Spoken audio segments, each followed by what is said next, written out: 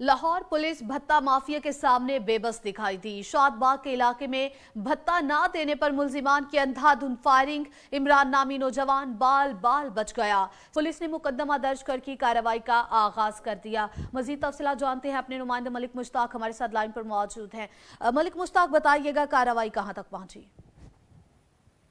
जी बिल्कुल, ये थाना शादबाग का वाकया है कि उसामा इमरान के मुताबिक उसके वालिद से मुल्जिमान एहतशाम वगैरह ने 5 लाख रुपया भत्ता मांगा, जिसे ना देने की वजह से आप देख रहे हैं कि सीसीटीवी पे वाज़ेह नजर आ रहा है कि एहतशाम की जानिब से उसामा इमरान को जान से मार देने के लिए सीधी फायरिंग की जा रही है। क्योंकि अब मुकदमा दर्ज हो गया है जेर दफा 324, 384, 109 पे ये 245/20 थाना शादबाग इसकी FIR दर्ज हो गई है। तो FIR दर्ज होने के बाद ये मुकदमा इन्वेस्टिगेशन विंग के पास जा चुका है। मेरी बात हुई इन्वेस्टिगेशन विंग के इंचार्ज आलम साहब से। उनका ये कहना है कि चूंकि हमने मुकदमा जब हमारे पास पहुंचा, FIR पहुंची, तो हमने फौरी तौर पर मुल्जिमान के घरों में रेड किया, जबकि वहां पर ताले लगे हुए हैं और अभी तक वो मुल्जिमान गिरफ्तार नहीं हो सके। लेकिन वही पुराना रवायती दावा कि हम जल्दी गिरफ्तार कर लेंगे। इसमें अहम बात यह है कि इन्वेस्टिगेशन इंचार्ज के मुताबिक इन्वेस्टिगेशन इंचार्ज का ये कहना है कि लगता नहीं कि जो कहानी FIR में मुद्दई ने बयान की है, मुद्दई का ये कहना है कि उसके वालिद से 5 लाख रुपया भत्ता मांगा गया। लेकिन आलम साहब का ये कहना है कि जब मुल्जिमान गिरफ्तार होंगे तो असल बात सामने आएगी, क्योंकि ऐसा लगता नहीं है कि इस तरह से इस दौर में इस तरह से कोई भी शख्स जो है वो सरेआम एक इलाके से भत्ता इकट्ठा करे और उसके बाद इस तरह फायरिंग कर दे। वजह अनाज जो है, ये फायरिंग की वजह कुछ और हो सकती है। जो वजह बताई जा रही है ये शायद ये वजह ना हो, लेकिन में पता चल सका कि वजह क्या थी, असल हकायक क्या है?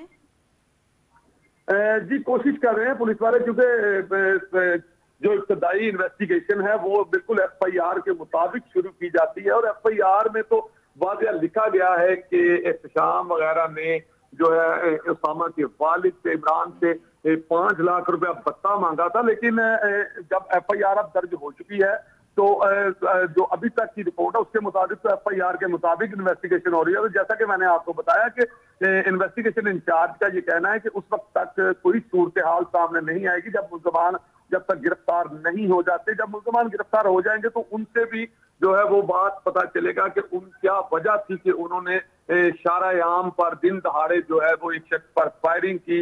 और बिल्कुल नजर आ रहा है कि फायरिंग की जो वीडियो देखी गई उसमें वाज़ेह नजर आ रहा है कि फायरिंग जो है वो जान से मार देने की नीयत से की जा रही है, क्योंकि सीधे फायर मारे जा रहे हैं। आपको बताता चलूं कि उसामा इमरान के पांव में जो है वो जो अभी की रिपोर्ट है कि गोली छू कर गुजरी है, उसका पांव जख्मी है। और FIR में भी उन्होंने अभी तमीमा बयान भी दिया है, FIR में भी बताया है कि जो है जख्म आया है। लेकिन अभी तक जो मुल्जिमान गिरफ्तार नहीं हुए तो वाज़ेह वजह इनात जो है वो सामने नहीं आ सकी थी। ठीक है, मलिक मुश्ताक हमारे साथ लाइन पर मौजूद रहिएगा, आपसे मजीद भी तफसीलात जानेंगे। अभी वकास सबरेज साहब माहिर कानून है, उन्होंने हमें लाइन पर ज्वाइन किया है। वकास साहब, सबसे पहले आपका शुक्रिया अदा करना चाहूंगी कि 7 न्यूज़ के लिए आपने टाइम निकाला। वकास साहब, इस तरह के वाकयात जो हैं वो दिन ब दिन बढ़ते जा रहे हैं। कभी भत्ते के नाम पर अंधाधुंध फायरिंग की जाती है, कभी सरेआम फायरिंग की जाती है। अभी भी ऐसा हुआ कि भत्ता नहीं दिया गया, जिसकी बिना पर सरेआम फायरिंग की गई, वो भी अंधाधुंध, और एक नौजवान जो है वो बाल बाल बचा है। क्या कहेंगे, कानून में कोई ऐसा लॉ मौजूद नहीं है जिसकी बिना पर ऐसे लोगों के खिलाफ कोई कार्रवाई अमल में लाई जाए, ताकि इस तरह से सरेआम एक तो असलहे की नुमाइश न की जाए, दूसरा लोगों को तंग न किया जाए? जी बिल्कुल, हमारे जो तज़ीरात पाकिस्तान के जो दफा 384 है और सेक्शन 386 है, उसके अंदर एक्सटॉर्शन के हवाले से लॉज मौजूद हैं।